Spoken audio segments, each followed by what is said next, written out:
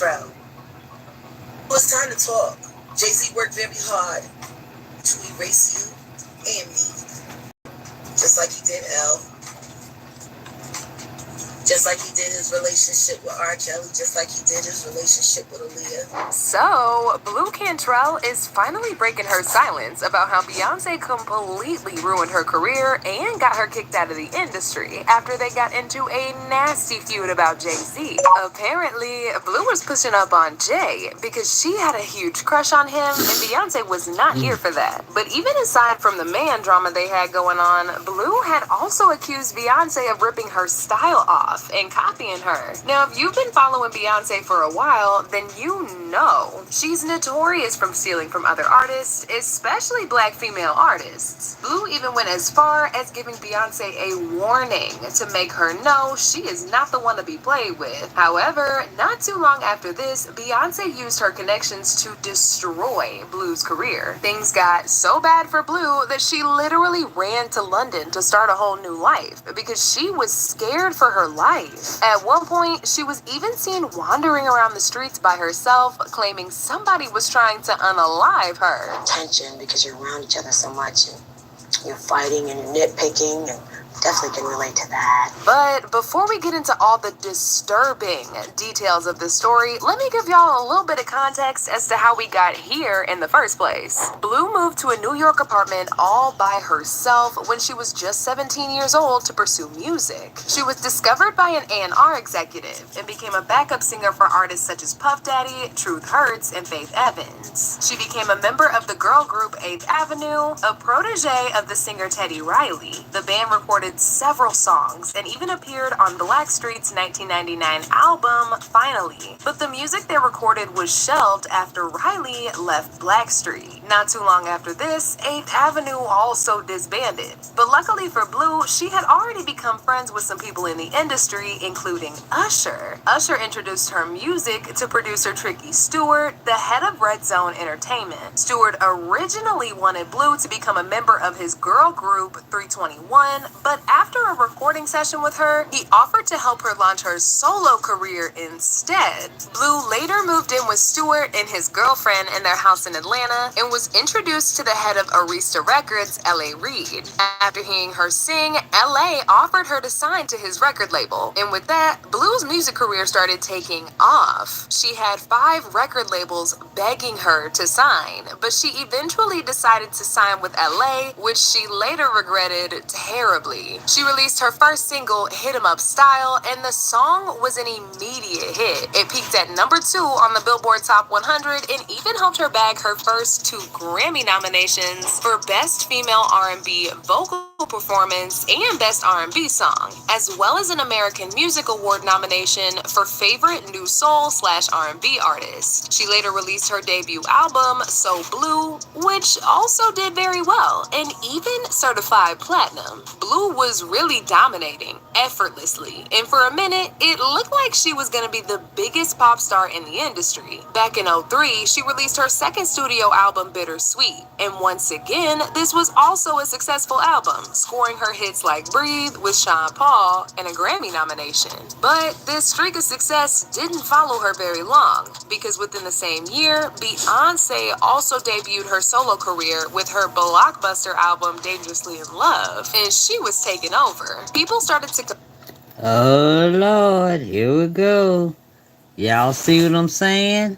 Every time an artist get on top, here she comes. I love Beyonce, don't get me wrong, and don't come for me, Barb.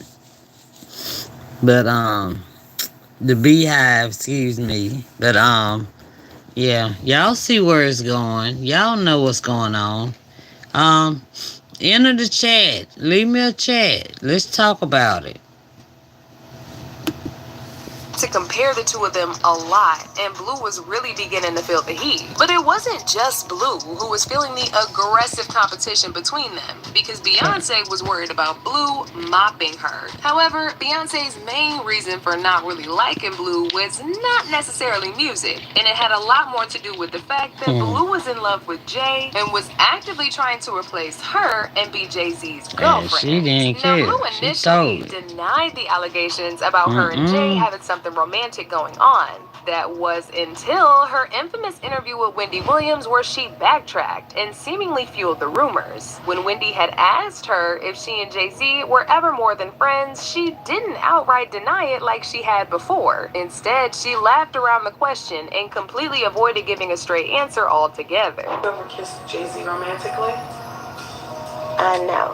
No, I can't answer that. I can't answer that.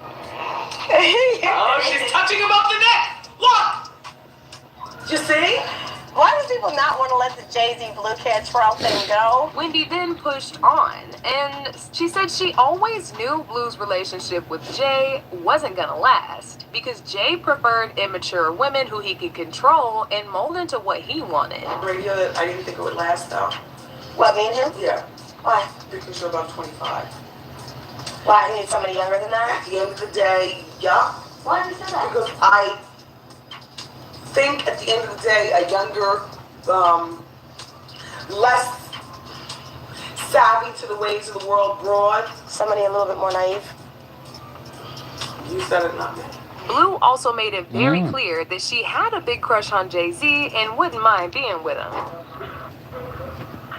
Oh my God! Wendy don't be playing. Ask the girl. I think so. I think they're in love. I think they're in love. No, I really do think they're in love. Darn, I hope y'all can hear this. I'll tell you that much. But this was just the beginning of the tension between these two, because Blue later accused Beyoncé of stealing the music video concept for her 2003 hit collaboration with Jay-Z, Bonnie and Clyde. She said the video looked very similar to the video that she had put out to promo her song Round Up, which came out first. Dang. But that wasn't even the only time that Blue called Beyoncé out for copying her. Remember how I said earlier that year, Blue released a song with Sean Paul called Breathe, which was a massive hit? Well, just a few months after that came out, Beyoncé also released her own collaboration with Sean Paul called Baby Boy. People speculated at the time that Beyoncé was throwing it in Blue's face, that she had no problem copying her. In fact, Beyoncé seemingly referenced Blue's song Breathe when she sang the line, "Let me breathe." Oh, but it definitely doesn't end there, y'all. There was also another song in Beyoncé's debut album called Signs, where she seemingly referenced Blue and Jay's relationship. She said, "I was in love with a Sagittarius. I wish he was a Virgo, the same sign as me, and know how to show me love, because I've been hurt by a Pisces." Well, it turns out Jay-Z is in fact a Sagittarius and Blue is a Pisces. Blue later did an interview with The Guardian where she put Beyoncé on blast for throwing shade at her. She accused Beyoncé of clout chasing. She said she doesn't want beef, but she has no problem taking it there if that's what Beyoncé wants. Maybe she's trying to do it to get press, but I want to make sure she understands. If she go there with me, it's the wrong move. She needs to understand what she's doing and what she's getting into. I'm a master at singing.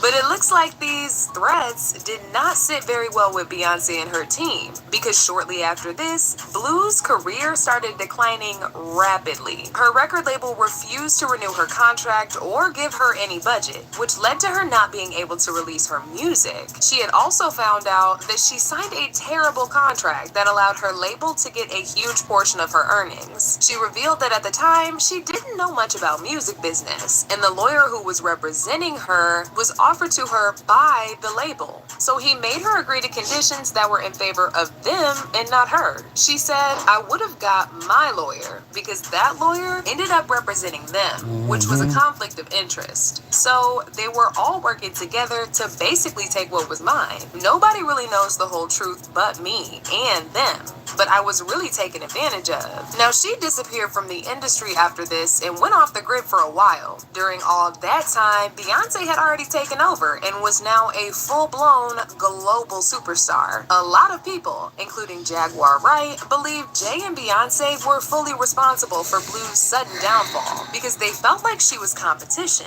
Jaguar claimed that what they did to Blue was very similar to what they did to Eric Sermon, who jumped out of his window from the 3rd floor. Ooh. This happened within the same exact month that Jay-Z released his album The Blueprint. The official police report suggested that Eric was trying to unalive himself, but Eric himself denies this, as well as Jaguar, who said someone pushed him out the window. Yeah, they said Eric jumped. I don't think he jumped. I think he had help. Jaguar then directly addressed Blue Cantrell and encouraged her to speak out on her past with Jay-Z. Blue. The first Blue. Not they daughter Blue. Blue Cantrell. You were singing Blue. And you made a choice to work with someone, and you probably didn't realize how nefarious he was when you got involved with him. I didn't. Blue, it's time to talk. He worked very hard to erase you and me, just like he did L, just like he did his relationship with R. Kelly, just like he did his relationship with Aaliyah. Now, as for Blue, she came back from hiding around 2012 and said that the reason why she left the industry was because there were people intentionally sabotaging her, and everything became too much for her to bear. I needed to take time off. I spent a lot of time overseas, and I was living in London, and I needed a break just to take time for myself, because being an artist is a 24/7 thing. It's no sleep, no eating, and it's a lot of hard work. However, she was made to go back into hiding, and for good this time, when someone put a hit on her to take her life. Dang. TMZ reported that Blue was found frantically roaming in the streets and claiming that somebody was trying to finish her off. According to reports, Blue went running through the streets, ranting about people trying to unalive her last night, until police took her into custody for psychological evaluation. Blue went seemingly berserk in a Santa Monica neighborhood around 2 a.m. on Wednesday. Witnesses tell us she was screaming about someone giving poisonous gas. The episode went on long enough that someone called the police. Ooh, child. It is really sad to see how Blue was just kicked to the curb and treated terribly like that. I mean, first her label completely ripped her off, and then Beyoncé and Jay-Z allegedly used their power to finish what was left of her. What's even worse is after Jay-Z and Beyoncé did all that to her, they went on to also name their daughter Blue. Y'all, this is too creepy. Now, as usual, people had their own thoughts about this. Like this person who said, Beyoncé is so insanely insecure. It's odd that people can't see it. She had an issue with everybody that had a thing with Jay-Z. Instead of her finding someone who will cherish her, she's putting out all this negativity toward everyone but the main source of her suffering, which is her husband. He controls her by manipulating her emotions. It's pathetic and sad, but that's her karma. Another person said, naming their daughter Blue was a clear message to Blue Cantrell. People will intimidate and eliminate anyone who's competition. Anne Marie career hit rock bottom. Aaliyah, R.I.P. MIA career hit rock bottom. Blue Cantrell was screaming in the streets of Santa Monica she was poisoned. DMX gone, R.I.P. Tierra Marie career hit rock bottom. And Cassie, Biggie, and Tupac, R.I.P. But now I want to know your thoughts. What do y'all think about Beyoncé allegedly destroying Blue's career? And do you think she's really responsible for Blue's downfall? Y'all been knew what to do. Let me know your thoughts in the comment section down below. And don't forget to click here to watch this other very messy video. You think you're just gonna keep getting away with the you're doing? Then have a real conversation with your husband. Hey yo, I'm Curtis. Wow. We together, and that's what it is. I don't give a. Whoa, I ain't mean to play that one. But y'all have to watch that on my next live. This is Valentine TV. Leave your thoughts and comments at the bottom. And don't forget to subscribe. Thank you very much.